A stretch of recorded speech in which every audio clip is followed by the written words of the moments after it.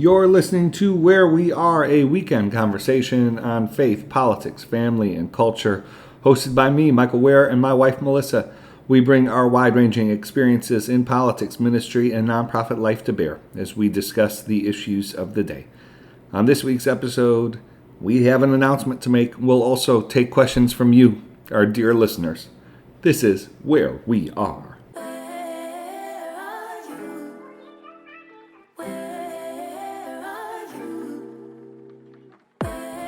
This is Where We Are. We are the Wares. I'm Michael. I'm Melissa. And Melissa, we have a great episode this week. It is, what number episode is this? We are at... Is this 110? No, it's 111. 111? Yeah. 111, we've been doing this for well over 2 years. And a listener question and response are always our favorite episodes. And so we have a lot of questions to get to. Thanks for all of you who sent in questions. Before we do that, we do have an announcement to discuss. And the announcement is that after 2 years, over 600,000 downloads, we are going to make some changes with... I feel like as I announce this, Melissa, I feel like we're telling our kids we're getting a divorce. You know, I feel like we still love each other. We still love you. We just aren't going to be doing this podcast in the same way that we have for the last 2 years. But it's not about you, dear listeners. So here's the deal. So the Morning Five is going to continue. You won't have to make any changes to listen to the Morning Five. It's going to be the same feed. We're continuing to partner with That's On's Fun Network. The Morning Five this whole time has been supported by, the language has been supported by the Center for Christianity and Public Life. The Center for Christianity and Public Life will now sort of officially take the Morning Five in-house. And so same schedule, Mondays through Thursdays. You may hear some different voices. You may hear CCPL staff. You may hear partners. But the Morning Five will continue basically as it has. What will not be continuing as it has is this weekend episode. Is the Where We Are aspect of Where We Are, and so. Melissa, I don't know what you want to share. We've so loved doing this show. It has been a lot to do every week, and frankly, as I moved into a nonprofit role and running an organization, it became more difficult to feel like we could do a podcast for mass consumption for the public, that I didn't have to think about how it related to the nonprofit work. And so what we are going to do is the Substack is going to continue. So Where We Are will continue to be the Substack. You can, as always, subscribe at whereweare.substack.com. Melissa and I will continue sporadically the Where We Are podcast and sort of episodes in the basic format of our weekend episode. They just won't be every week. And our current plan is to make them available only for subscribers. One of the reasons for that is so that we could feel like, even more so, we're part of an ongoing conversation with just a community of folks who know who we are and are in conversation with us. It'll also provide, I think, a format where Melissa and I could speak freely and speak about politics and those kinds of things, especially with the election coming up. And so That's the announcement. If you love and listen to the Morning Five, you don't have to change anything. The feed will be the same. If you subscribe, you'll still be able to get the Morning Five on your feed 4 days a week. But we will not be doing this weekend episode. If you want to stay in close touch with Melissa and I, you can sign up for our Substack at whereweare.substack.com. There you'll receive our weekly political brief, our top 5 reads of the week, Faith in the News, analysis and essays that Melissa or I write, and then we do plan on doing sporadic podcasts moving forward. One final thing I'd add is the Center for Christianity and Public Life this week launched a new podcast called For the Good of the Public that runs just for the summer and features content from our summit. And so I'd really recommend that podcast. That is on a separate feed from That Sounds Fun Network, so you'll need to subscribe for that podcast separately.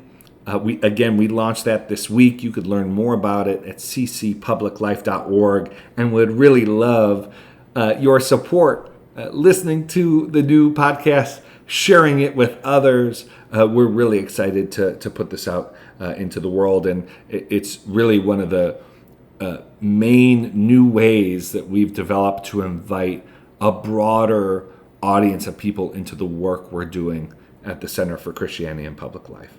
Melissa, is there anything you'd add? I feel like the main change here is that you're really not going to hear from me anymore. And so Michael has told me that every once in a while I might be invited to do the Morning Five again, which I will love doing. And you'll hear the dulcet tones of my voice, my Buffalo accent once again, which apparently is still very much intact. And I love when people tell me that the Buffalo will never die. I'm very bad at emotional stuff, at goodbyes. Doing this podcast for you has been the utmost privilege. We have been so honored that Sounds Fun Network wanted to sign on with us in the first place to bring us on their network as their new show. And I know that they're thrilled that the main news part of this podcast, the Morning Five, is continuing with them. I know that they're thrilled to partner with the Center for Christianity and Public Life on the network. But they gave us a chance, and we're really grateful to Annie and Fallon and the whole team. And it's been a privilege working with them. Like when it comes to just a team who works so well, so beautifully, they're just such a healthy just team and business. That sounds fun. So grateful to you. Again, such a privilege to work with you. And then you listeners, it has been a privilege to hear from you, to see your ratings, to read your reviews, to read your emails when you send them, to receive your questions multiple times over the last 2 years. To give you relationship advice. To allow Michael and I to have a date night when we are toddler parents to 2 toddlers. Thank you so much for your time. Thank you so much for your attention. We know that there's a lot of podcasts out there that you can subscribe to and listen to and give your time to. And we're so grateful that you have chosen us. And we hope that you continue with us. And we hope that you continue to recommend the Morning Five, especially because the election season is only going to get nittier and grittier. Yes. And we think that the scripture and prayer, the Mondays through Thursdays, as far as the feedback we've been hearing from people, it's grounding people, and it's changing the way that people orient themselves towards what is a very divisive, depressing, often just chaotic feeling politics and public life that we have. So this is not goodbye, because we have the Substack, and you can't get rid of me. But in terms of hearing my voice, it's a see you soon. And just want to say thank you. Yeah. We'd still have an episode to do. So I'm gonna let loose. You're gonna really hear what I feel. Yeah. No, you've always heard what I feel. I've never actually held back. Let's be honest with you. And Yeah, I think going through these questions is it's gonna feel a little like nostalgic. It Yeah, will. yeah. There's gonna be a little melancholy here. Yeah. All right, let's go. Let's go to questions, and we have some great ones. We have some great ones this week. So let's take a look at what we have. Let's see. First, do you know what? I'll direct one. I'll direct one to you, Melissa. Let's see what we have here. Let's do. Do you have an opinion on expanding the size of the U.S. House of Representatives? I mean, I was about to say I really don't, but I kind of do. So just to set some context for folks, so this is one of several proposals that people have for that are out there for increasing representation and promoting democracy, healthier political institutions. Expanding the size of the House basically responds to the fact that each member of the House of Representatives represents like exponentially more people than a member of the House represented 60, 80, certainly 100 plus years ago. And so the idea is that the House should expand not through, obviously, territory, but by creating more districts so that you'd have members of the House represent fewer people, and there would be more of them. It would be a bigger legislative body. There are other proposals out there. One is for multi-member districts. There are proposals, of course, as we've talked about before in the show, for changing how we vote, having ranked choice voting and other kinds of voting mechanisms. But this question that a listener sent in is about this proposal about expanding the size of the U.S. House of Representatives. So, Melissa, what do you think? My general opinion is that in the grand scheme of things, the things that you could do to make our legislative branch more democratic is that this one won't do as much as I think other things would. So, you think of hey, I'll give a really recent example. The European Union held its parliamentary elections just this past week. They have like a 720 member body, and so we have 435, so that's like a lot more, but they have a lot more parties in Europe, both in the country and at the EU level. So I think multi-party system is the thing that's actually more consequential than the House of Reps. I think changing the number of senators is more consequential as changing the number of House of Reps. I think that campaign finance reform is more important. I think that closing the loopholes on how much you can still gerrymander voters is more important than changing the number of House of Reps. So Yes. I would say that there are other proposals that I think would have much larger consequences towards a more democratic society than this one, but I'm not against it. I don't when I hear the arguments against it, I wouldn't say like, that's a really good argument. Right. Like, I don't think I'd be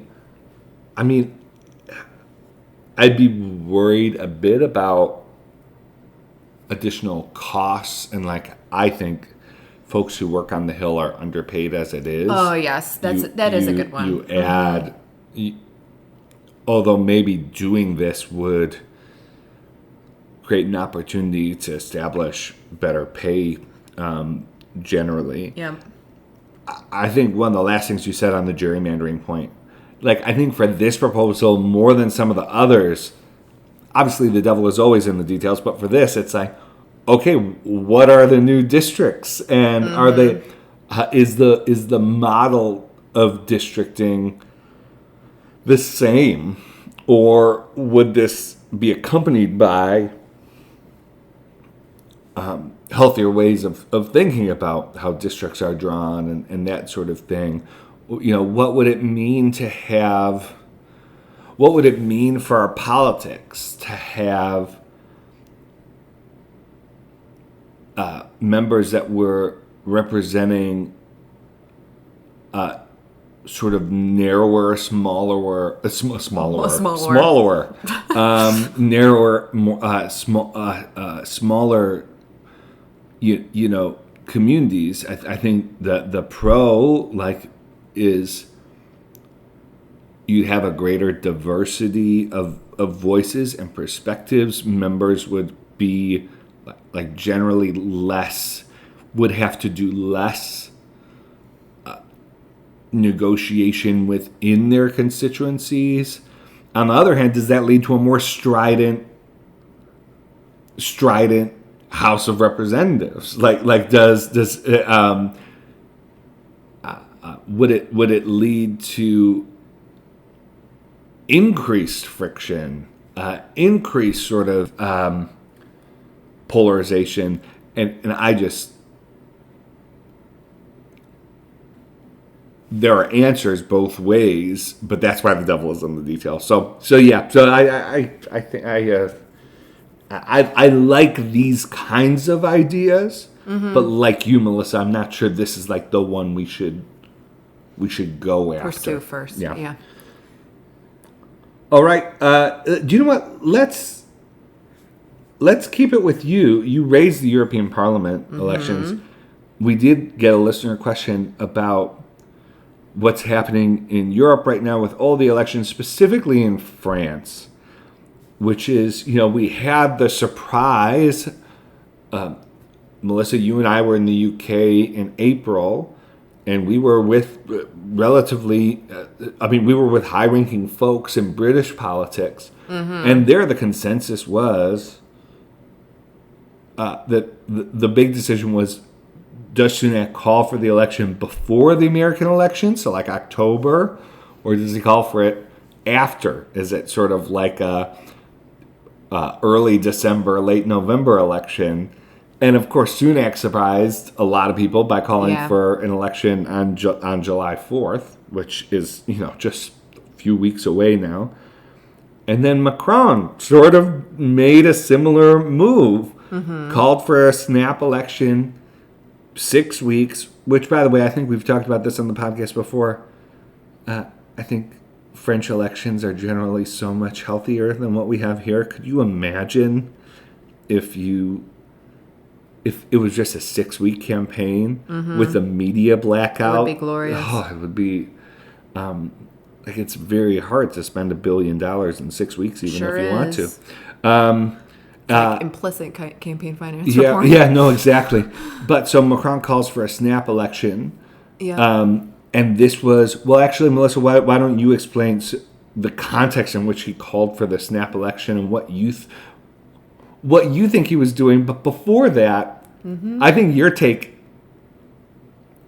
is probably right, and also contrary to so much of what was initially said about his how the snap election would play out. So yeah, flesh that out for folks. Okay, so you have the European Union. It has its own parliament. It's the most democratic thing about the EU. Like I said, it's over 700 people in this parliament, and each country, their own parties are a part of a bigger European Union party. And so if that's always a confusing part of wait, they lost this many. Because each country can send a certain amount of parliamentarians up to the EU level, basically, is the most basic way I could say it. So in France, on the legislative side, Macron's party did not win as many seats as anyone thinks that they should, as being, the party in power. And the National Rally, which is the far right-wing party led by Marine Le Pen, you've probably heard that name before. Her party won a surprising amount of seats, and much more than Macron's party. So Macron, again, the president of France, and he's very much a center-right-ish, sometimes center. It just depends on where he goes. But he's very much a centrist party, a true centrist party, which is actually rare in Europe. And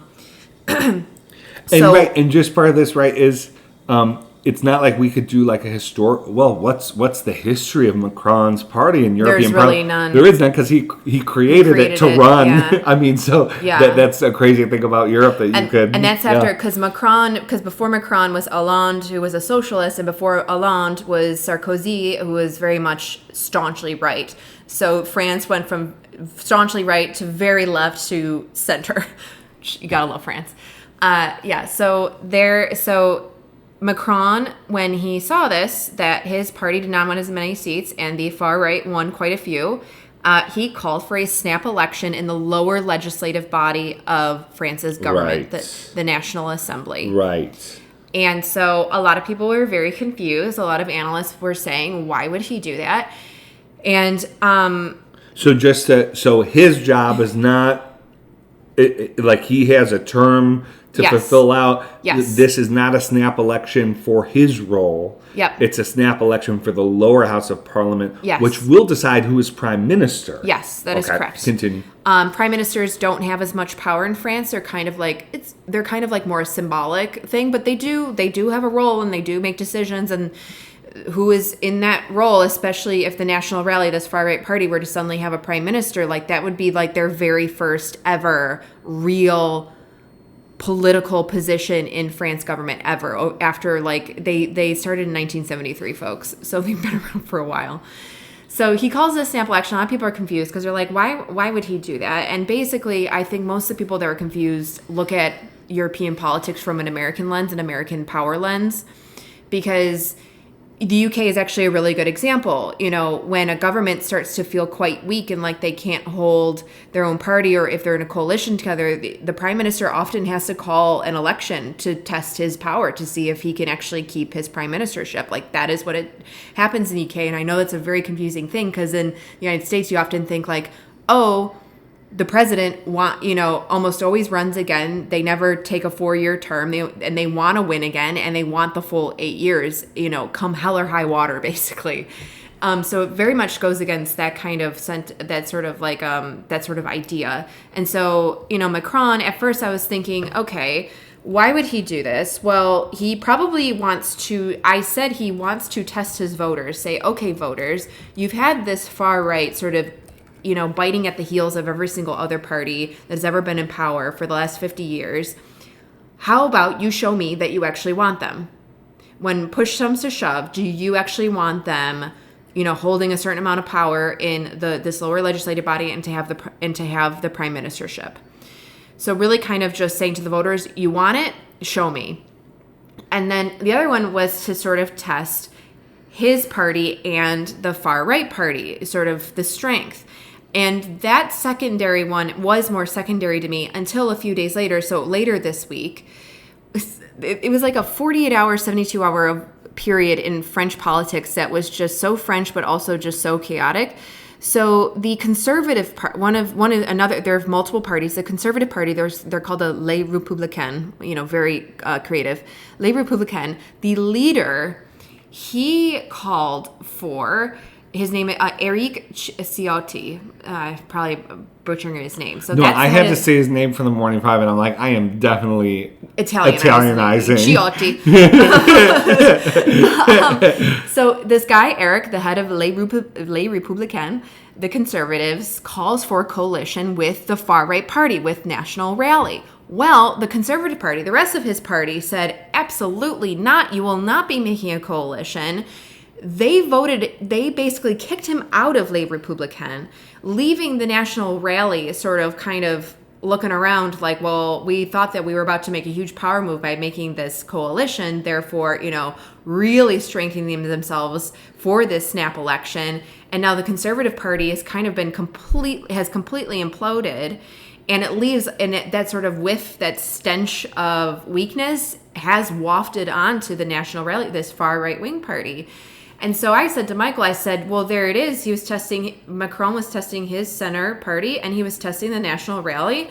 And I bet you he and his team knew that there were inklings that the conservatives would try a move like this. And they knew the sort of inter-party sort of machinations going on, because often in politics you do sort of know, like, that kind of people talk. And, people talk. You know that there's weaknesses here and there, and somebody, if they defect, these other people will defect. They read the room and they called this snap election in the hopes that the Conservatives and National Rally would be weakened because they would go and try to pull a maverick move and crash and fail. Now, obviously, the voters actually have to vote June 30th and July 7th. I think it's June 30th and July 7th, and show that this did in fact weaken the chances here. But that's French politics this past week. It was very interesting. Yeah, very interesting. If you had to make a prediction, do you think what happens?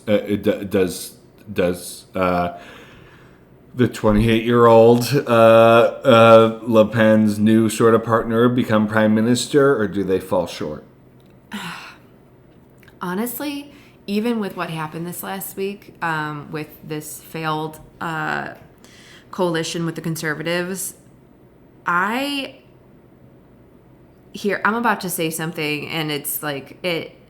If you would have asked me this 10 years ago, I would have been like, I cannot believe I do think Macron is really right to test the voters, because here's the thing. The far right has been kind of all talk, no actual leadership over the last 50 years. They've always won seats in parliament, and at different times they've won more than expected, and they've had to lead in some ways.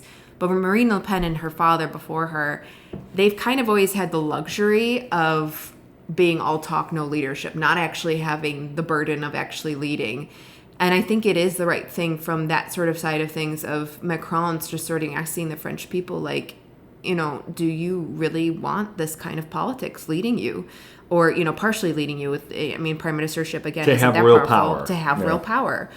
And not just be like a check. Yeah, exactly. Yeah. A little like gnat flying around your head kind of thing. Because so personally, I think that the stances of the far right party in France for the last 50 years have been absolutely abhorrent. I'm completely against them having any kind of real power, and I have been glad that the French citizenry has consistently made sure that they have not won the presidency in France. So all that to say, what's your prediction? So all that to say, no, it's still really tough, because this just seems like a moment where I do think they have a real chance. Yeah. And I just really would not be surprised, even after this debacle this past week, that Marine Le Pen is an extremely skilled politician. She's far more talented than her father. And I wouldn't be surprised if she completely recovers from the debacle this past week, and she suddenly has her young protege sitting in the prime ministership. But Macron, with his D-Day commemorations and his G7 this past week, Macron is also an extremely talented politician, and will buoy his party for the seats that will be up for election in this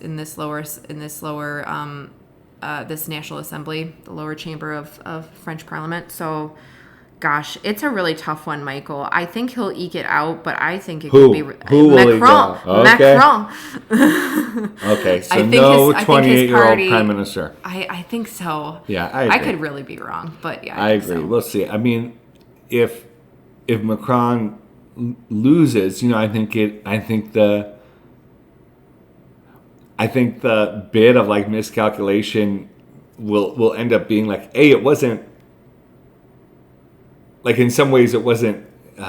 It's not his seat. It's not his role that's up for grabs. So he's really betting. Yes, it is his party, but it's. If the idea here is put voters' feet to the fire and see, like, do you really want Le Pen to have real power in French politics? I think a lot of people might say, well, kind of, but also it's just the lower house. It's just prime minister, For real. we want, I get you. We want a stronger check, but Macron will be a check on them too, so it won't get too out of hand. And so that'll be. right? The one question is like, what is the French voters' appetite for disrupting the system? We know in America in 2016, the American voters' appetite to we don't like how things are going. We don't know what this is going to be like, but we do know it'll be disruptive, and we don't like what the status quo is. So let's it'll be interesting to see where the French voter is. Quick from you prediction on the British elections. Oh, I think Labour is finally going to come back. Do they win a majority outright? I say they're going to come back because they've had such dismal results for so long. I don't think they're going to win an outright majority, even though the UK, the economy has only, I think, just started to sort of recover from they had really bad inflation, really bad, and a really bad cost of living crisis. Is there any way Lib Dems and Tories would create a coalition government? I really don't know an answer to that question. Okay. Because,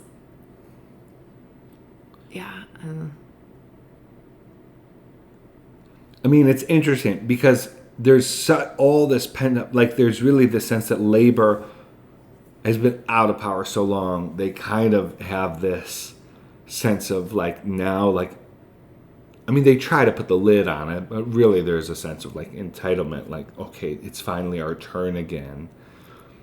And I wonder if they get less than a majority, are Lib Dems I don't know that we have a real partner here. I don't know that Labor is going to be willing to give up as much as the Tories would be willing to give up. Tory, you could see, So that's an interesting thing to think about. Obviously, the more likely scenario is Labor is able to pick up support from SNP, Green, and cobble together a majority that way. But super interesting. So a month of elections in Europe, and I think I do think we've talked a lot on this podcast about vibes. I do think vibes from elections in Europe affect elections here, and I think elections here affect the vibes. There's a share. There's a shared vibage. Yeah, no, that's more of it. I think we could learn. There are aspects of a global or a transatlantic mood. I don't know so much that especially from Europe to here. I think from here to Europe there is more of a direct impact. But I think from Europe to here, I don't think American voters are Le Pen won, so we, let's see how it goes in France and decide whether we're going to support Trump or not. But I do think elections in the U.S. play into European politics for sure. Yeah. So, all right, what's next? What will be the biggest ballot issues for both parties? I'm writing now on the election for Theos.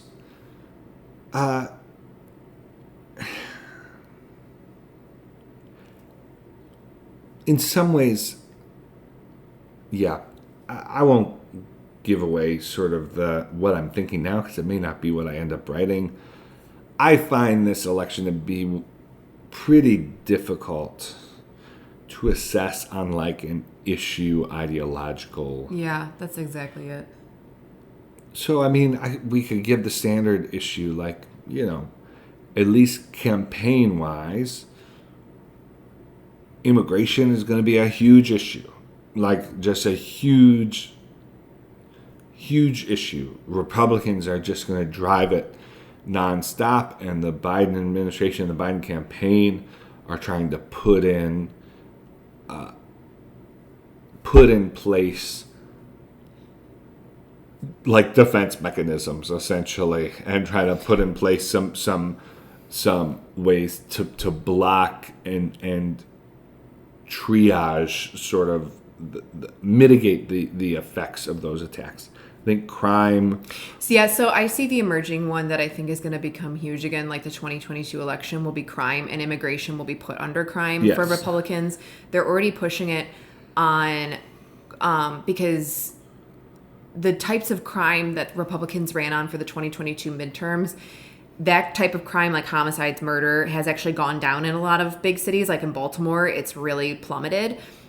They'll be focusing on different crime this time. So carjackings across the country have really increased. Yes. The criminalization of immigrants, like taking the one or two stories of immigrants committing crimes and making them a huge deal, like that kind of thing. So that's why I say I think that will be a huge ballot issue. I think it's starting to snowball like this past month and will become much bigger as we head to November. That would be my answer. Yeah. For Republicans, not Democrats. Democrats, it's going to be abortion. Yes, It's exactly. going to be Trump is unfit. Yes.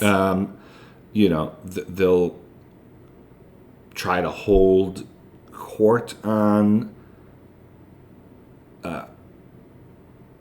economy, especially like middle class economics. But there, it's hard to. I mean, it really seems like they're playing more defense than offense, at least with where voters are right now. So that'll be interesting to see. We could say more, but we've done several episodes on 2024. Yeah, so which polls, in our opinion, are most accurate and reliable? I mean, there are polls that we like. We like Morning Consult. I really like Morning Consult. You like New York Times Siena. Yeah, I find them to be pretty accurate. I'm going to give like the standard, a poll is a snapshot, so accurate polls give an accurate sort of snapshot of things as they currently stand. A poll in June is not inaccurate if the election results in November contradict the poll in June. Polls are snapshots in time. I think that there are strengths and weaknesses of presidential polls that are registered voters versus likely voters. Obviously look at what the margin of error is. The smaller generally, the better. But the smaller the margin of error, typically the more expensive the poll was. We could get into how the polls are solicited. Is it online? Is it phone, etc.? But really, like the main thing I'd say is, to the extent you're looking at polls, and I would encourage you not to look at polls like daily, but to the extent you're looking at polls, you're really looking at sort of the picture they offer overall.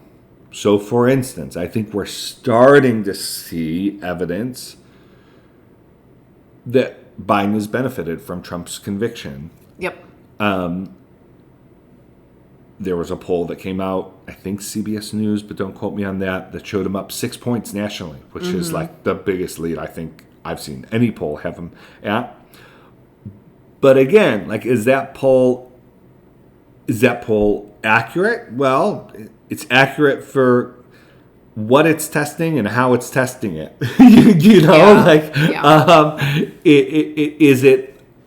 Does that poll give us the best sense of where the overall electorate is now and where it will be in November?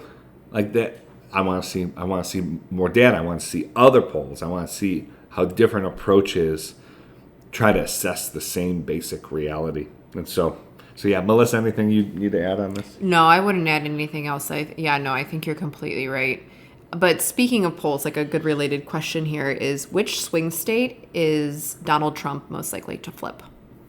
I have my answer immediately. Yeah, so I want to say Georgia, but I'm just really interested by the fact that Republican leadership in Georgia is so anti-Trump. Kemp, Jeff Duncan, Raffensperger. I mean, that's an interesting dynamic. So I think Biden's likely going to lose Georgia at this point, but I think the answer I'm going to give is Nevada. No, mine is Nevada. Yeah. 3,000%. Biden won it in 2020. Clinton won it in 2016. But I think the numbers have been really steady for Trump and a large enough margin for a very long time that I 100% would say Nevada. Yeah. Yeah, I think so. I think it is, interestingly, we could be looking at like a blue wall election, like the same way, if Trump wins, it will likely be because he beats Biden in the same way, basically, that he beat Clinton, which is going to be. I mean, I have a piece I want to write about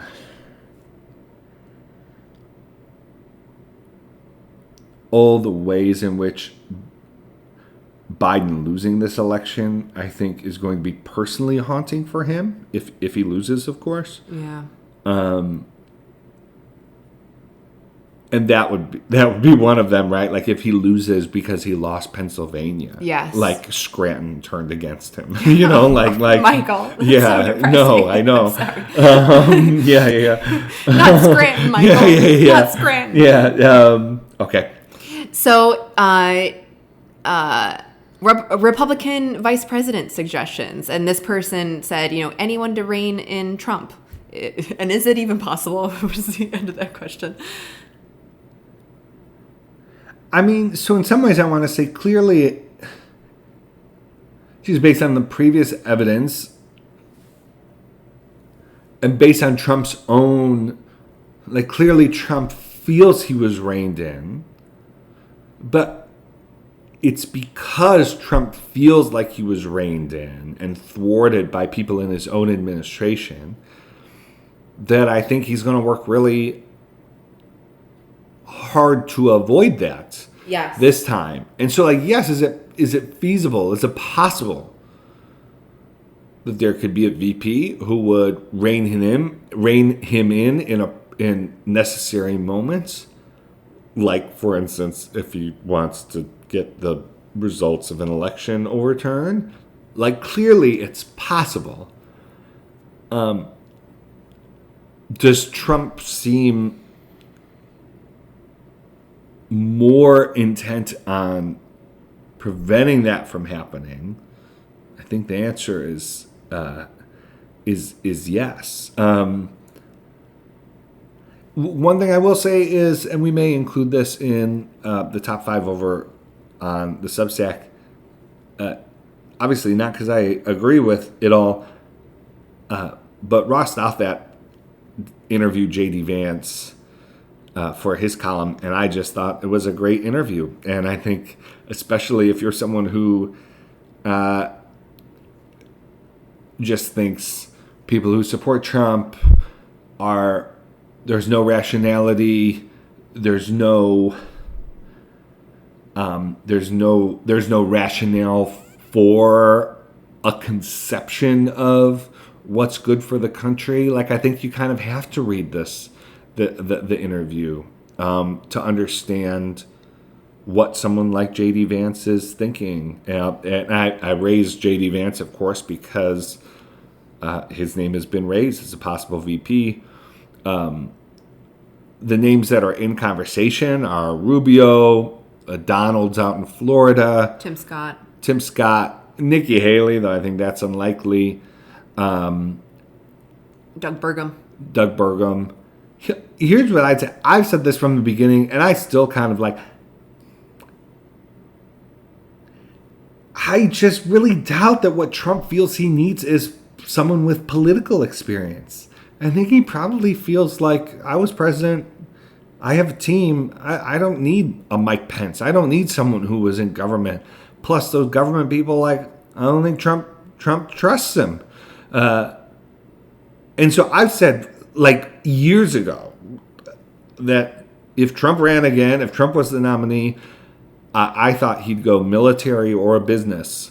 And I'm still kind of, even with all the reporting about who's being vetted, like, I just would not be surprised if he did not go with a politician, with an elected official for his running mate, and we'll see. We'll see how that turns out. Okay, so we were asked a few other really good questions that were a bit more on the serious, not on the silly side. What's our favorite Dallas Willard quote? It's an impossible question to answer. There's so many, and I've been quoting him quite a bit lately, and so I don't really have like an answer for this question. But here I'll read just one of my many favorites here. This is from Renovation of the Heart. And that, of course, is where we stand, on earth. Strangely, perhaps, it is only spiritual formation in Christ that makes us at home on earth. We are pilgrims, of course, and we look for a better city, but we are content that this is not yet. Christ brings me to the place where I am able to walk beside my neighbor, whoever he or she may be. I am not above them. I am beside them, their servant, living with them through the events common to all of us. I am not called to judge them, but to serve them as best I can by the light I have, humbly and patiently, with the strength I have and the strength God supplies. If it is true that our ways will at some point part for eternity, I shall love them nonetheless for it. And the best gift I can give them is always the character and power of Christ in me and in others who really trust him. Beyond that, I look to God for the renovation of their hearts as well. I know that no matter what comes, he is over all. Yep, love that and everything about it. Yeah, that was, when you saw that question, that was difficult for you to put together. I mean, my favorite that you taught me because of Dallas's work, because, you know, he was a professor in the philosophy department at University of Southern California, and at one point, after a student had brought up some very just wild. The student was arguing with him in his own class about a subject matter. And so a bunch of other students were kind of like, and then Dallas said, "Okay, how about we end class there?" And like didn't like actually give a response to students. Some students were like, "Why would you not respond to him? Like the things that he said were like, you know, ridiculous or whatever." And Dallas said, "I am practicing the discipline of not having to have the last word." And when you told me that years and years ago, I thought, oh, that's something I struggle with a lot, of having to have the last word when I'm fighting with someone, because mostly it's embarrassment that I feel, and that's the kind of discipline that actually goes against that. Right. You want to defend yourself and not having the last word.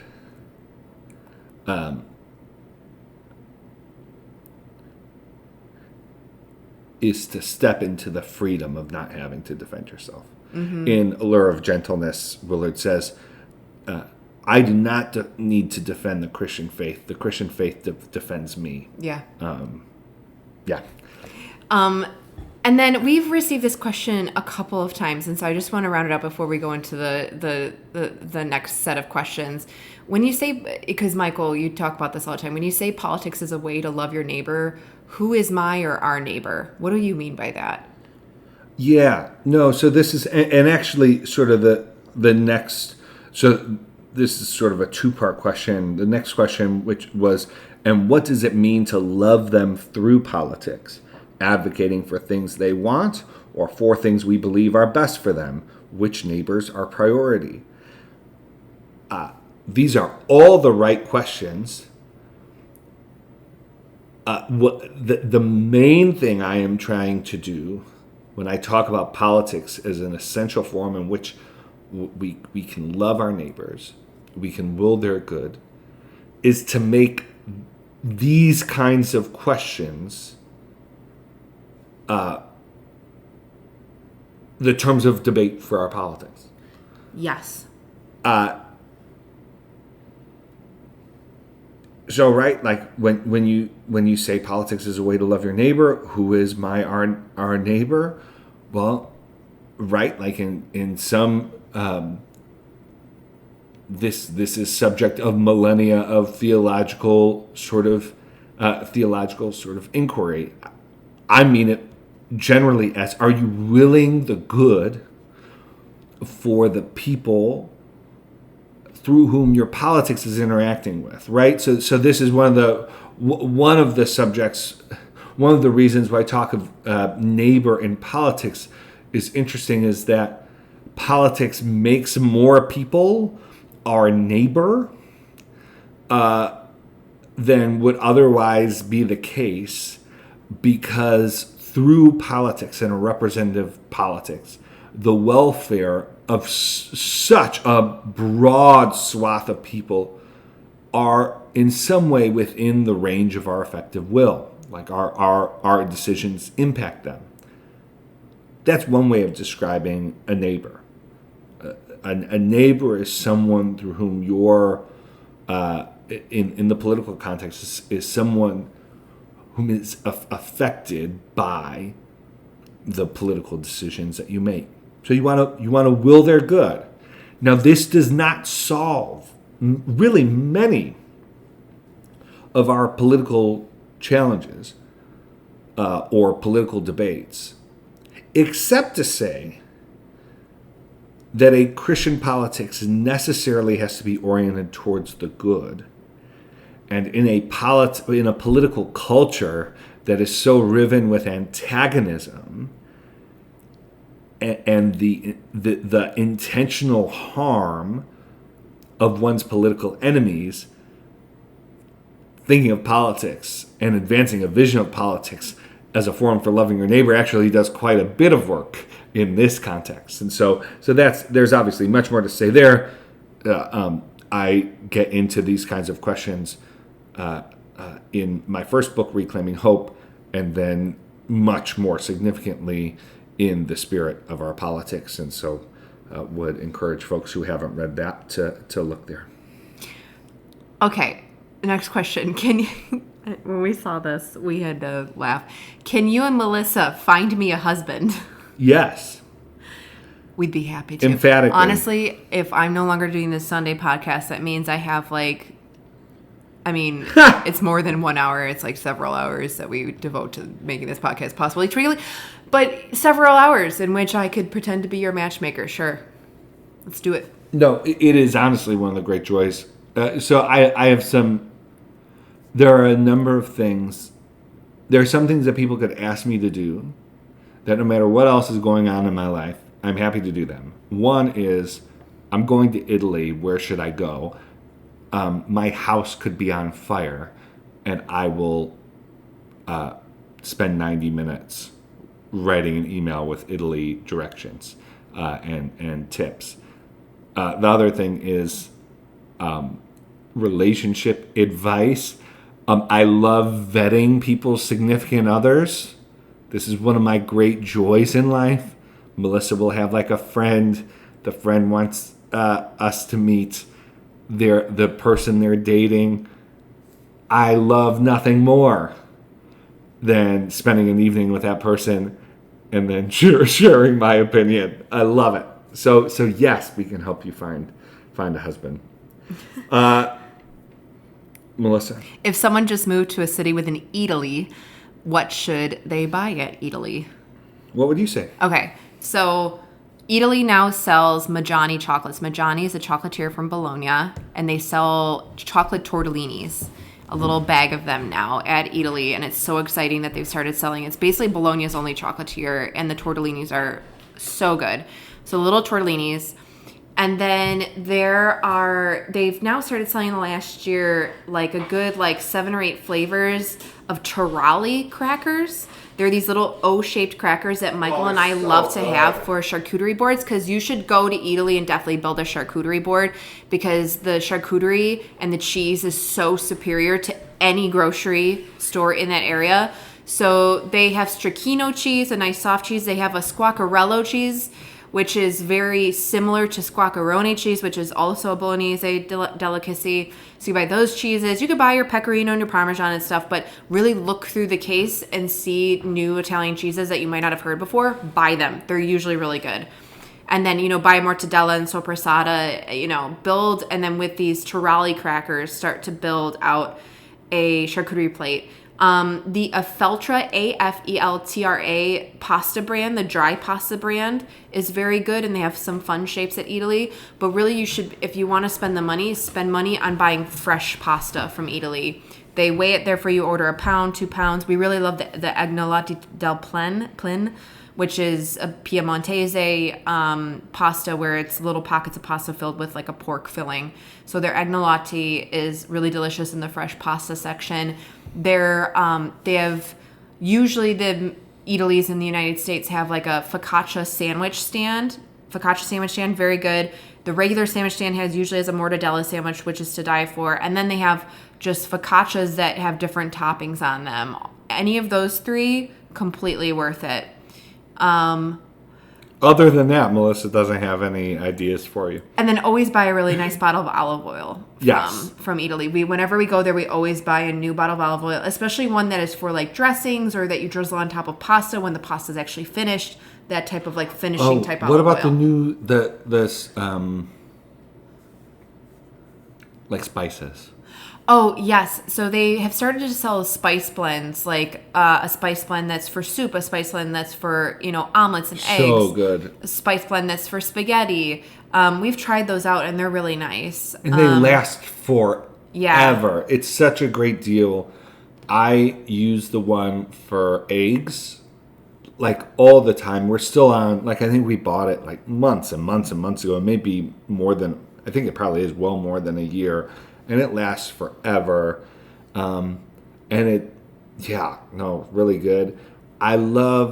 We got to go to the Dolomites and would recommend getting like a spice that's like an Alpine. There's just something I felt mostarda? No. Spice like Alpine. Sorry, my mind went immediately to mostardas. The other thing from the Dolomites, so I fell in love with a number of products from that region. The teas are just really lovely too. And Italy has a really wonderful tea and coffee section as well. I don't know if you mentioned like biscuits or cookies. You can get at really like relatively like economical. They'll do these like individually. It'll be like a package of 6 individually packaged, like little cream-filled cookie or chocolate something. And those are just when we have guests over, it's just such a great thing to put out. And then the last thing is that we always get, because it's towards the registers in most Eataly's, is the Leone candy. They're little hard candies.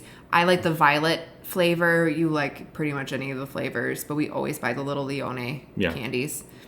All right. Melissa, what are your thoughts on meatloaf? I love meatloaf. I grew up on meatloaf. I'm from Buffalo, New York, which is practically the Midwest. Also, it's like a working class city. Like, meatloaf is like a working class dinner, and I love it very much. I would eat it anytime, make it anytime. Yes. I don't like when it's too ketchup-y flavored. Oh, I don't mind. Overly ketchup-y. And I love meatloaf with roasted potatoes. Like, obviously, meatloaf with mashed potatoes is great. But my grandmother made her meatloaf with roasted potatoes, and there's just something about that combination. What I find, though, is, Melissa, I've wanted to make meatloaf more for us as a family, but, like, I don't know, I'm obviously looking at, like, the wrong, but, like, they require, like, their own little, like, tins, and, like, they're, for some reason, like, whenever I look to, like, make, like, I have this recipe from Lydia for, Lydia Bastianich for ricotta, who, by the way, was just apparently awarded a Lifetime Achievement Emmy, which is amazing. But I was very proud about that. It was probably from like a decade ago, but I saw the TikTok now, so I'm celebrating it now. She has a ricotta meatloaf recipe, and I always think, oh, this is the week I'm going to make it. Like every 6 months I'll think this, and then I'll look at the recipe and be like, oh, I don't have any of the things I need to make it. But yeah, no, we like meatloaf. What's our favorite board game, either to play together or with your kids? The board game we played together most recently was Life, and I enjoyed that. Life has been a favorite since childhood. Like, that was always the game that I grabbed off of the shelf above and beyond any others. But this question actually brought back a memory. My brother's in the military, and so he left the house when I was 12 because he was 5 years older, and we finally lived in the same area for the first time about a decade ago. He lived in Maryland while we were in Virginia, and we would go and we would stay over their house, my sister-in-law Jenna, and we would stay up with like every single snack known to man, a cocktail, and we would play board games. And there was this one board game that we have not played since then that is definitely my all-time favorite board game. It was called Time's Up. Remember, it was that charades game, or we played on a team. Yeah. And it's like it's increasingly ridiculous charades where it starts off where you're able to say like actual words out loud, and in the end you're like having to do like ridiculous miming, and I just have such good memories of that time. Yeah, no, that was fun. I think I definitely could be a board game person, but just our life isn't constructed. Yeah, because somebody actually asked us, do we play card games together? And they said, because I feel like it could get ruthless, which is very, very funny to me. Very funny. I'm glad that 2+ years of podcasting has given you that insight. So the funny thing is, like, I'm not that competitive when it comes to like board games and card games. I'm kind of like, at first, maybe the first 10 minutes you got me, but then you lose me after a while. And then card games, if there is more than 3 rules to a card game, That's will lose true. me. I cannot read directions for building furniture, for doing a recipe in the kitchen, or for card games or board games. I can't read them myself, and then when somebody tries to explain a card game to me, my mind goes off into another plane of existence. If it's instructions, you become illiterate. Yes. It's an so incredible feat. I like the game Spoons because I was taught it very young, but we've never, because you can't play Spoons with just 2 people. Yeah. And our kids just haven't been old enough for it. Yeah. That is a good point, though. I do wonder as the girls get older, Yeah, if that'll be the and kind then of will thing the that ruthlessness actually come out? Yeah, that's right. Oh, I will destroy those kids. That's for yeah. That's our pact. We're married. Yeah, Destroy yeah, our kids. yeah, Right exactly. on. We just fist bumped. Yeah. Okay, I think one more question. Okay. Somebody said that they were gifted a bottle of Sambuca. What is the best way to drink it? I don't have strong Sambuca feelings. I know, I because didn't want to end on this question because I don't have a great anise flavored, answer. and you really hate anise flavored stuff. So the only reason why I say this question, because I can't believe you don't remember, this didn't come to your mind, because as soon as I read this question, I thought, oh, when we were on our honeymoon in Italy and we were in Cortona. We went to a restaurant called La Bucaccia. It's still open and it's so wonderful. You should totally go if you're ever in Tuscany and you want to go eat like a really good hearty Tuscan meal. La Bucaccia in Cortona is wonderful. They found out that we were on our honeymoon. We had just gotten married like a few days prior, and they were so excited. And at the end of the meal, they brought us free limoncello. And then right after that, all of a sudden he comes out with these shot glasses that are like lighting up neon, like disco party neon, and it was Sambuca that he put in that glass, and it was served really cold and with like a little flame on it. Yeah. Which is like a very like, so if you were gifted a bottle of Sambuca, light it on fire. I better hear that you have lit it on fire as your first time toasting to some new, achievement venture. I need to hear that you have set it on fire, as is tradition. Yeah. All right, I almost don't want it to end, but I think it is going to end there. Again, this isn't goodbye. Listen to the Morning 5. Subscribe to the Center for Christianity and Public Life's new podcast, For the Good of the Public. That is on a new feed. You'll need to look for that. You could go to ccpubliclife.org for all the details on that new podcast, as well as the Morning 5. and then subscribe at whereweare.substack.com. If you've been a listener over these years here but have not yet gone over to the Substack and you want to stay in regular communication with Melissa and I, the Substack will be like the hub for that, including sporadic episodes like we're doing today, especially in the run-up to the election. With that, I think for the last time, at least for the That Sounds Fun Network, you've been listening to Where We Are. Okay, now I'm emotional. Bye.